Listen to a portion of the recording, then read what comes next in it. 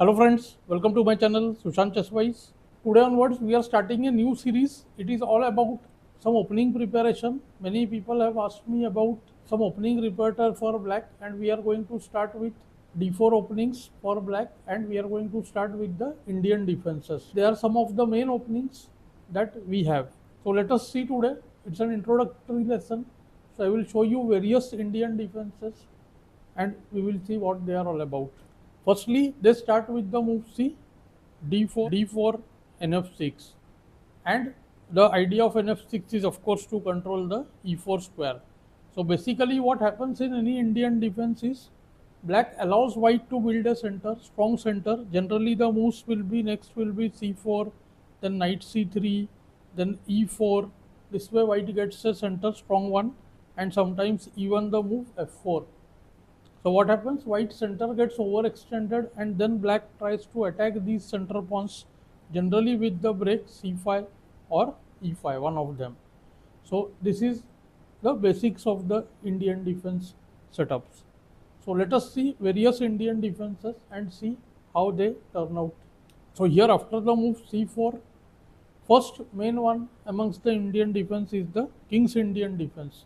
All these Indian defenses become very popular in the late 20th century when players realized that just center control is good, but if only pawn moves are made, then they will create hole into the position. So now here what happens? White goes on c3, bg7. These Indian defenses become very popular in the period of Bobby Fischer, and later on Kasparov also employed it with success. So e4, d6, and f3 is the classical line. Here there are many lines for white. And after castle, now black aims to play either c5 this way, or he tries to play the move e5. So after be2 here, either e5 is the main line here, and the other move is c5. So this is how the struggle begins over here, and it becomes very interesting and basically imbalanced game. Generally that is what one looks in these Indian defenses. He looks for counterplay rather than have a slight minus position in normal Queen's Gambit, Slav, or even the Tarash defense. Okay, there black is somewhat passive. Let's look at the next Indian defense now. D4, NF6, C4, E6.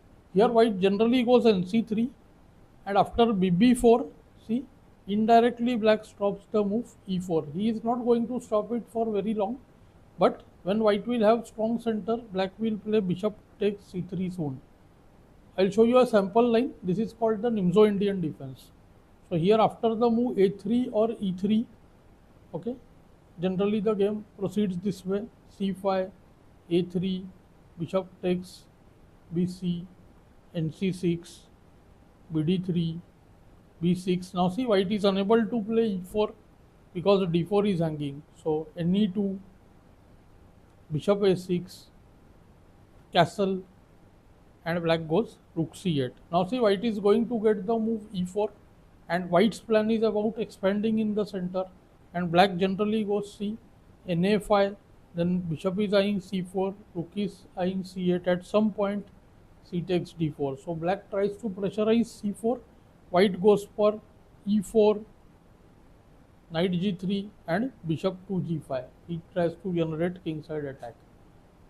Here too the play becomes very sharp. Within this Nimzo setup, often white avoids the move nc3. At one point, Nimzo was becoming terrifying and white players started using the move nf3. Now, the main idea is that after bb4 check, there is no need to play nc3. White plays the main move nd2 generally. bd2 is met by queen e7. After nd2, black plays the game slowly. He goes d6, and after a3 he surrenders the bishop this way and plays nd7 followed by e5, and then he castles, tries to keep the center closed. So the game again takes a very different kind of shape because white has the bishop pair and black has solid central control. Game becomes very interesting. Black wants to close the center. So again we have imbalanced kind of position. Generally, black players here don't prefer the move BB4. This BB4, by the way, is called the Bogo Indian defense. Black plays the move B6, which happens to be a very important line. This is called the Queen's Indian defense. The bishop is coming to see B7 after NC3, BB7. Black soon tries to break with the move D5, and the bishop is already strongly placed over here. So these are some of the ideas over here. So very interesting game happens. Sometimes BB7 and the bishop is played to B4. Both are mixed as well. So this was about the Nimzo Indian, Queen's Indian and the Bogo Indian. Next we have another Indian defense which also happens with the move G6. After NC3, black instead of playing BG7 plays the move D5. So called the Grunfeld defense. Some people also call it Grunfeld Indian defense. Here immediately black is trying to take control of the center, one will say, but see, after CD, ND5, E4, once again NC3, BC, the center is surrendered to white and black immediately tries to pile up on it with the move C5. Next moves will be C, BG7 and NC6. White has lot of space. He can continue with his normal moves, bishop C4, NF3, and black will try to pressurize this D4 pawn. So game also becomes very sharp here. Theory should be known, and because the state of theory is very deep over here. Let's go to the next Indian defense. Next we have the move C5, which is not a proper Indian defense. Immediately we are attacking the center. This is so called the Benoni. After D5, if black goes E6, this is called the modern Benoni. Sometimes black players prefer this move B5. Give a gambit. After CB, G6, this is so called the Benko gambit. Soon black plays the move A6. So very sharp position is there in this. Against a pawn, black gets good play. In all these lines, theory has to be known in detail. Benko gambit, by the way, is a positional gambit. And lastly, we have after the move D6 here, the so-called old Indian defense. After NC3, black often plays here E5. This is not the main move, but generally D4, D6, C4, E5, that is preferred order. D, D, Q, D8, K, D8. Many strong players choose this. The reason being C4 pawn hampers this bishop. So black goes with C, bishop to C5, bishop to E6, pawn to C6, and king feels safe on the C7 square.